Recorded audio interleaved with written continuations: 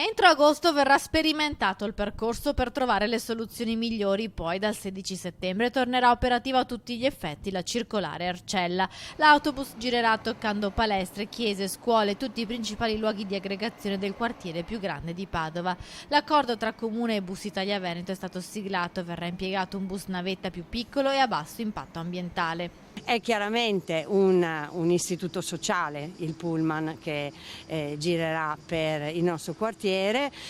A me piace pensare che eviterà alle mamme di fare lunghi percorsi, anzi brevi percorsi molto di frequenti all'interno del quartiere per portare i propri ragazzini in palestra, musica, a scuola, andata e ritorno, e quindi anche consentire una crescita ecologica dei nostri ragazzi. Il servizio era stato sospeso nel 2014, la nuova circolare Arcella tornerà operativa con corse ogni 15 minuti per 12 ore al giorno, almeno fino a Natale in via sperimentale. Un bus navetta che arriverà fino al centro sportivo Plebiscito e avrà come capolinea la nuova uscita della stazione in via Avanzo. Da dove escono i cittadini che rientrano all'Arcella in treno o arrivano all'Arcella in treno dalle altre città, da lì il Pullman consentirà l'accesso a tutto il quartiere. Un'altra cosa secondo me fondamentale è che si è pensato appunto che tutti i punti fondamentali di aggregazione dell'Arcella, quindi le scuole e le palestre,